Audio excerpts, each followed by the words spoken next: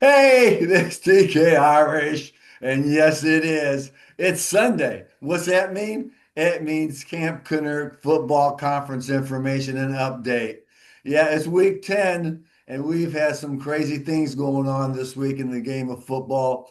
But I tell you what, nothing was more exciting than seeing the preliminary teams that were picked for the college playoff system. It's caused a lot of wrath and questions and excitement as well because some people think it's not accurate. Well, we'll fix that because we have Doug the neighbor here, our in-house resident, and this is week number 10 for our podcast here on November 9th, 2025. November 9th, 2025. I get so excited talking to you, Douglas. It's just, and then I have some coffee, and then, well, hell, jumping out my skin, trying to say the right words. But, Douglas, we had some exciting games this week. TK, good to see you. And yes, it's Sunday morning, November 9th, and week 10 of the Camp Kennerk College Football Conference. And I'd like to enjoy and invite all of our pals around the galaxy on a Sunday morning when every red-blooded male around the world is checking the box scores of his team. And we are doing the same. Now, do you have your coffee there? Right here, man. Liquid confidence at its finest. Oh, get up and go. Mm-mm-mm. Mm-mm-mm. Mm. Woo, So that was the one. that was the one. I'm ready. Now, yes, it's week 10 of our college football conference. And to our listeners around the world, you and I are from the old Southwest Conference football conference, the old days. Yes. Then through greed, money, television, it's kablooey. It's all gone. Yeah, they screw a good thing. Did you know the Southwest Conference was actually started in 1914? I did not know that. Oh, yes. Even if it didn't, it sounds pretty good, but it was 1914 in doing my research this week. Well, So, that's the beauty of doing this podcast with you and our guests who are into football. And we'll talk about that in a minute. Brian Storer, who we interviewed yesterday, it's only encouraged me to do more work on the history of, the games of, who's playing, and the players. I'm kind of enjoying it. yeah, yeah. As a matter of fact, I was looking through there, and I think it was about the only time a U.S. president has ever attended a college football game was when Texas was number one and Arkansas was number two, and they played in the Cotton Bowl. And Richard Nixon was so excited that he attended the game. And now it's a regular basis, I believe. Yeah, The presidents usually go to the Army Navy game, and I think other presidents have shown up because of the popularity of it. yeah, no doubt. Yeah, it was, and I was amazed he got tickets.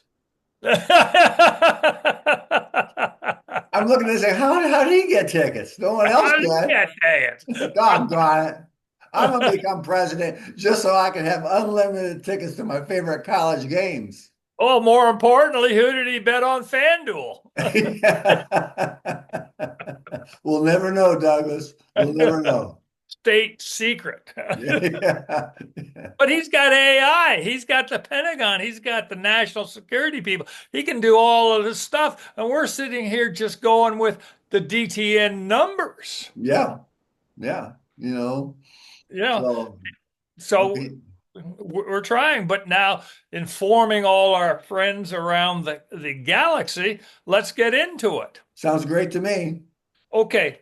Now, again, the you and I are of that school of the old Southwest Conference. Yes. Okay. Okay. Then they broke it all up. It's all goofy. But in our hearts, we still follow the teams and we call them the Camp Kennerk Football Conference. Very Okay. well named. I love that name. I love that name too. Okay, now starting out in Texas Tech out west and working east, Texas Tech is now in the Big 12, and they are now 9-1, and they played BYU. So now BYU was undefeated, but now they're 8-1, and they beat Texas Tech beat BYU 29-7. So they Yes. really put it to them. And then next week, Tech is playing University of Central Florida, who are 4-5. Now, coming east, TCU, Texas Christian University, they're in Fort Worth. They're in the Big 12, and they are 6-3, and they lost to Iowa State 20-17. So now, and Iowa State was 6-4. And then next, TCU is going to play BYU, and BYU's 8-1. Okay.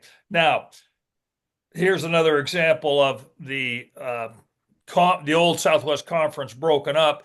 SMU is now in the Atlantic Coast Conference, and they're 7-3, and they beat Boston College 45-13. So Boston College is 1-9, and Yeah. now SMU is going to play Louisville next week is 7-2. Now, then again, back to Baylor down up in Waco. Uh, they're in the Big 12 and they're 5-4, and they beat University of Central Florida, who are 4-5, and they beat them 30-3.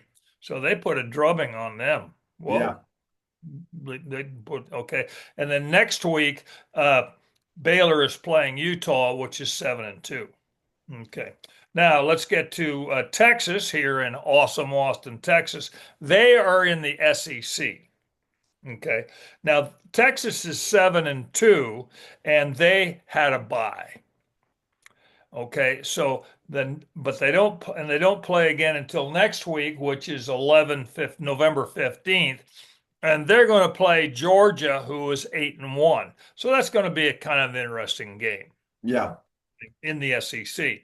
Now, the Aggies out in Bryan, Texas. Is it Bryan, Texas? College Station, Bryan, Texas. Yeah, I think they're together, aren't they? Yeah, sort of like Dallas Fort Worth. Yeah, yeah, something like that.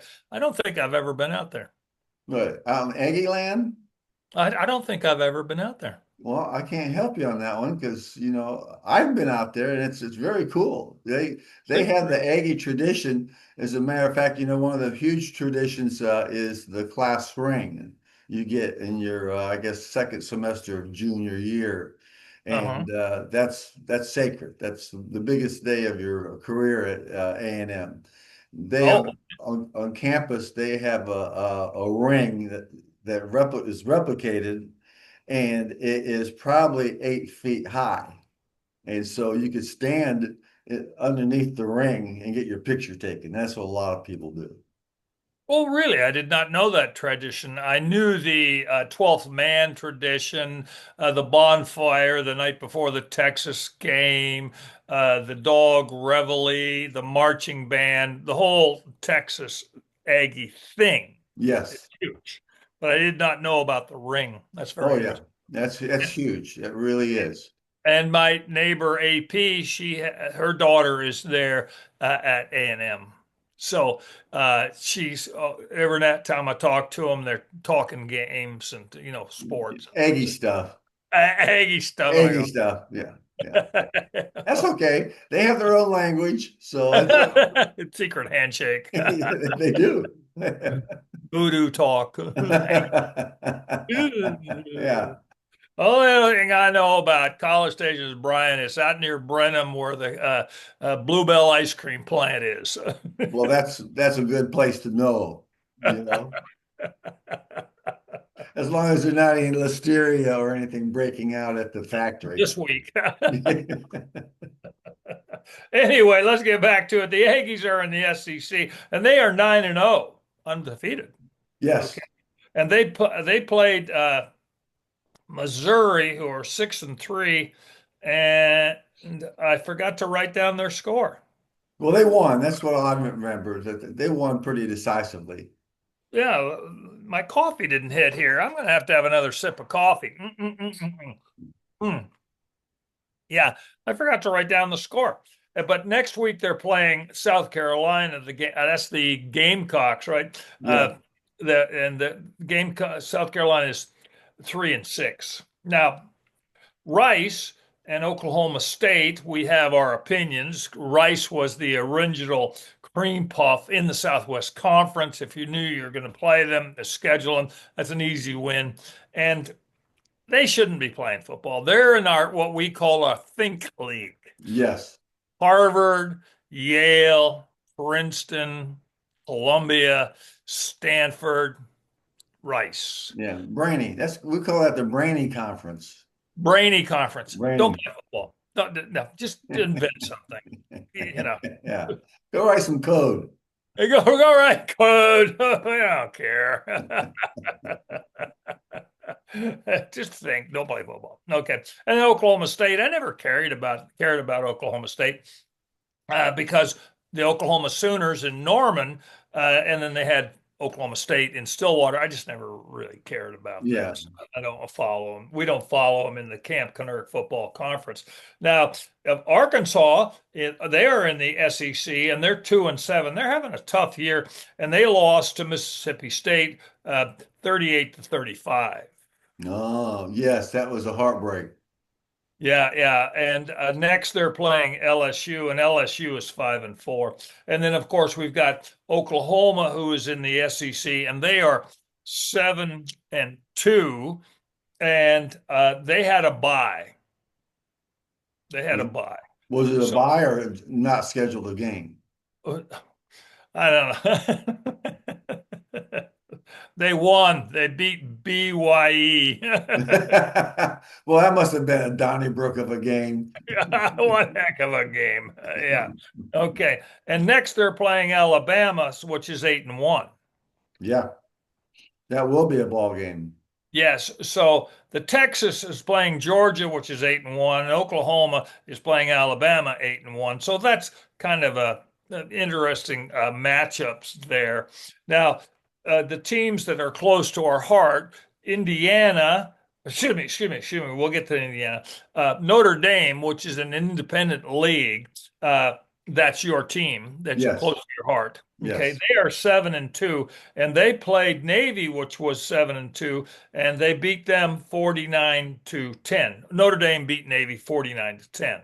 And then next week, Notre Dame plays Pittsburgh, who are also 7-2. So there's a game that they're each equally matched. yeah, So yeah. that'd be good. Now, my team, the University of Texas El Paso, they are in the Conference USA, and they are 2-7, and they lost to Jacksonville State 30-27.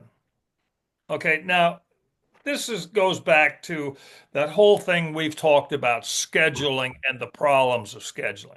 You remember they played a Wednesday game, then they played another Wednesday game, then they had 2 weeks off and they had a Tuesday game, and then they had 10 days off and they played Jacksonville State, and next they're going to play Missouri State with another 10 days off.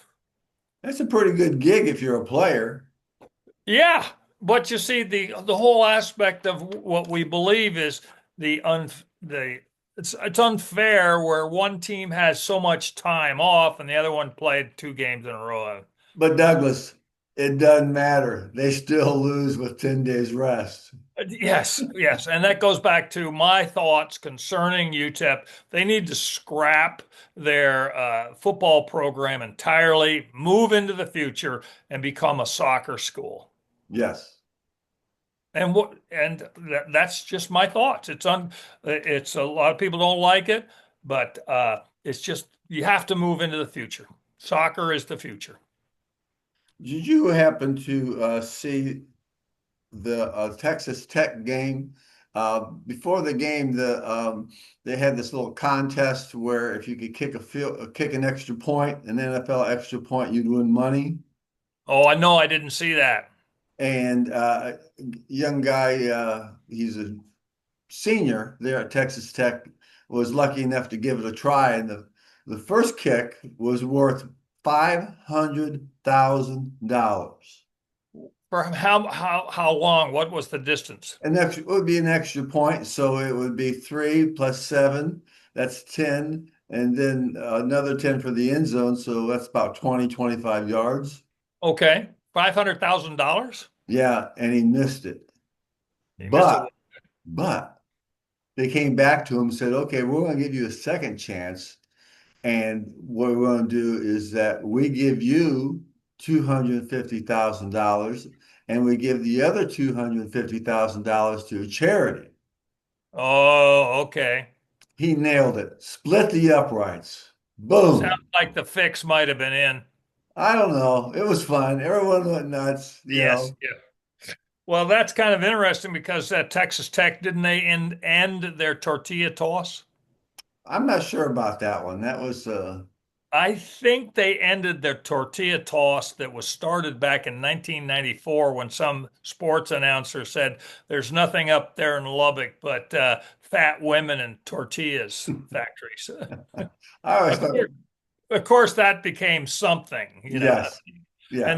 then the NCAA, the worthless NCAA, made, oh, that's not good. You shouldn't have throw stuff on the field. Well, So I think because then did that have something to do with one of the bowl games that they were playing in? Tostitos Bowl or Tortilla, you know, yeah, tostados, tortilla bowl or something like something that. like that. Because there in Florida, they would throw oranges onto the field if the team was going to the Orange Bowl.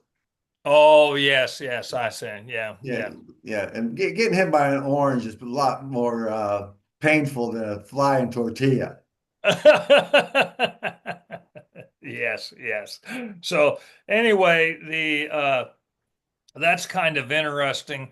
And next on our list, we're following Bill Belichick, the famous coach from the New England Patriots. He retired for a couple of years, then he went down to North Carolina and he started coaching there. And they beat Stanford Cardinals out there in the West Coast. Yes. Palo Alto. They beat them 20-15. And so Bill Belichick is now 4-5. Oh, yeah, They had some problems beginning the season, but now they're 4-5. So, and if they sweep the rest of it, they could end up with a winning season. yeah.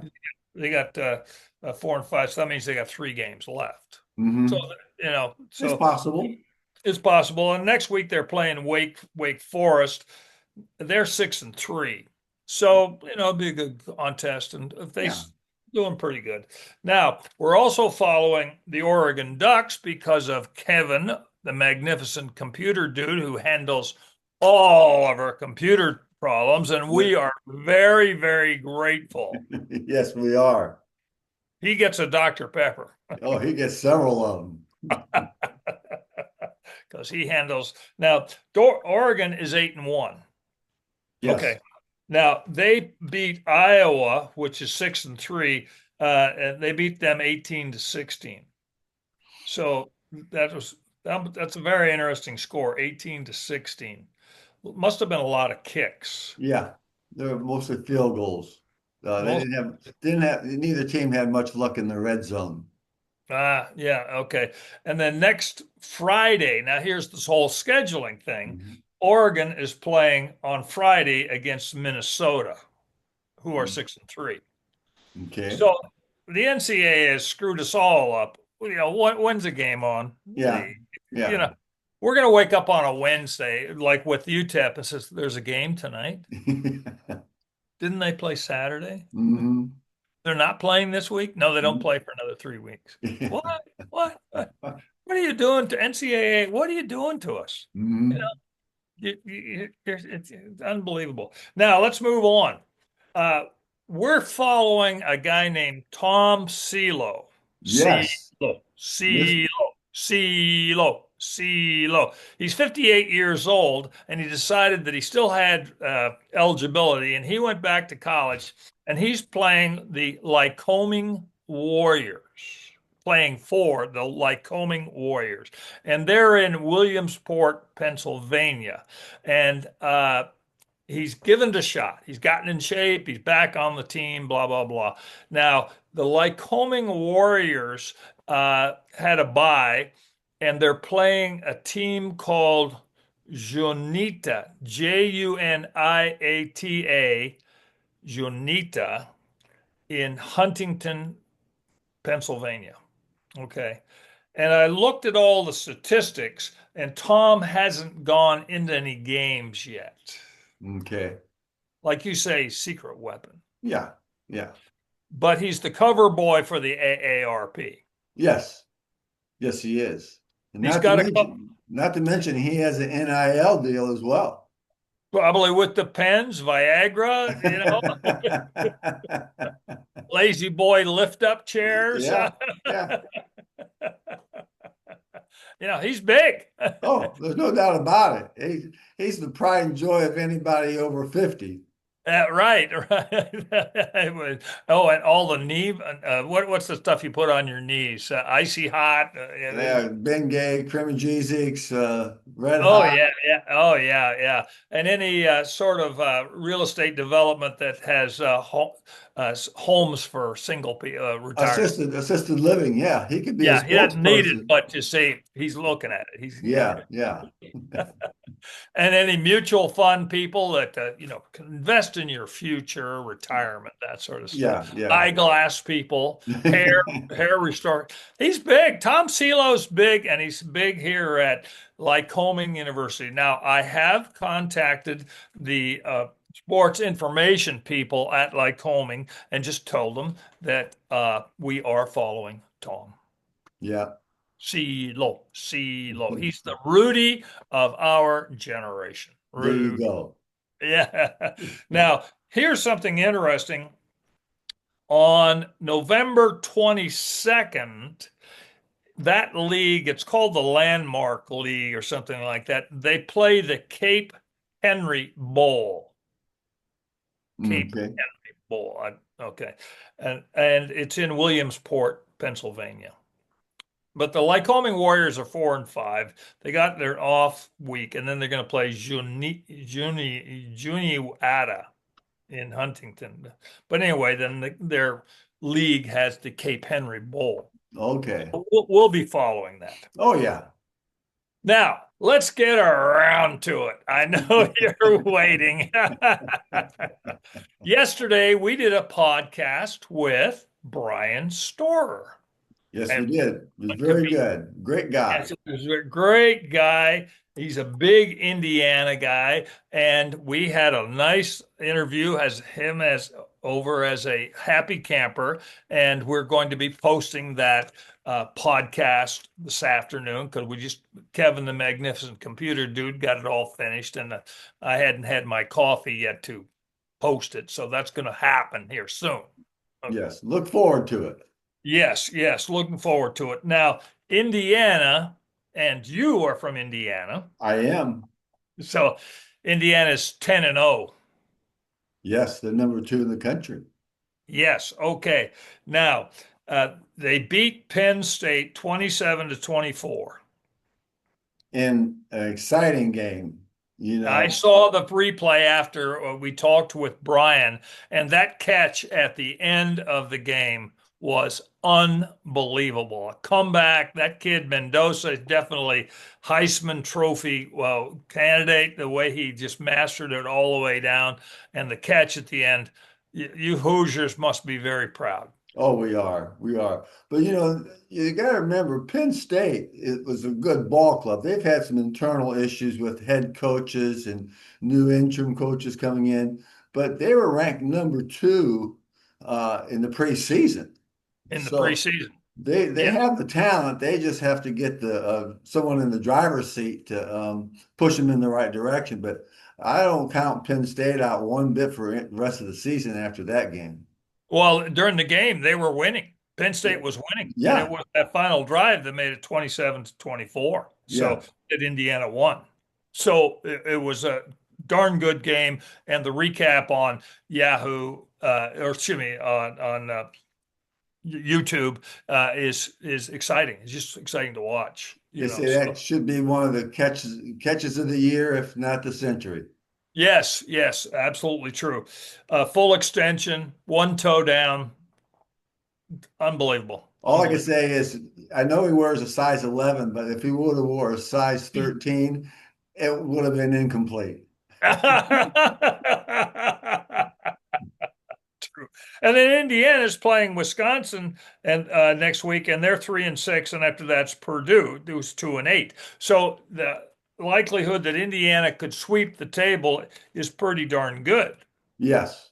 Yes. And in the preliminary, I was doing some research looking around for the preliminary college football playoff standings and who's going to be playing where. This is all speculation depending on how the season ends, but they had Indiana to be had a bye the first week along with Ohio State. So it could be a situation where the Ohio State, Indiana plays in the Big Ten Conference Championship, and then they can meet up again in the college football playoff tournament. Okay, now that's very interesting, TK. So in the Big Ten, is it two divisions, one division? Is two Well, divisions? I can't make it out because I think they have like 18 teams and they're called the Big Ten. So Yes. I think that's due to inflation. I think they went from 10 to 18. Tariffs, Yeah, tariffs. tariffs. That's what it was. Yes. They had to cover themselves in the tariff side. So I really don't know who's in the Big Ten, but I'm sure they have two conferences. I don't know what they call it, East, West, North, South, Red, Blue, but they will see what happens.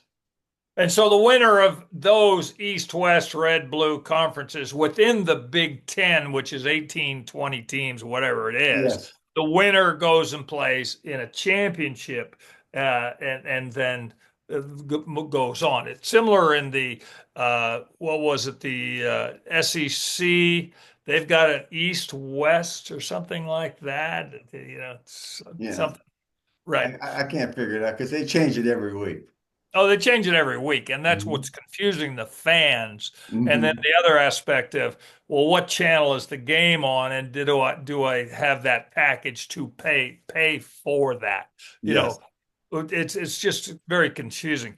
Now, what's interesting is, and here's what's coming is once the season's over, we're going to have right like similar right now. We have three teams that are undefeated. We've got Ohio State that's 9-0, Aggies are 9-0, and Indiana is 10-0. So at the end of the season, if we have three teams that are undefeated, applying playground justice, the DTN numbers will indicate who is actually number one. Yes. Because you see, having the sports writers vote in the AP, the UPI, and the ESPN, whoever comes up with their rating, the Mhm. DTN numbers, where you have the total average yards per game plus points, gives you a number because football is all about moving the ball. Yes, it is. And it's going to be very exciting. I know I'm looking forward to see your predictions. Now, the question is, you've been very good at your predictions, but they're always after the game. Now, can we move things around here, Douglas? Let's sort of go, hey, I think predictions work better before the game. But hey, Now, it's your TK, rule, it's your game, it's your rules. You keep up the way you want to keep it up. But now that's just a TK, little tidbit of information that I've been getting fed feedback. Like, D&T, oh man, he didn't really understand how predictions work. now TK, your Blarney's kicking in with your coffee. When I do my predictions, it's before the game.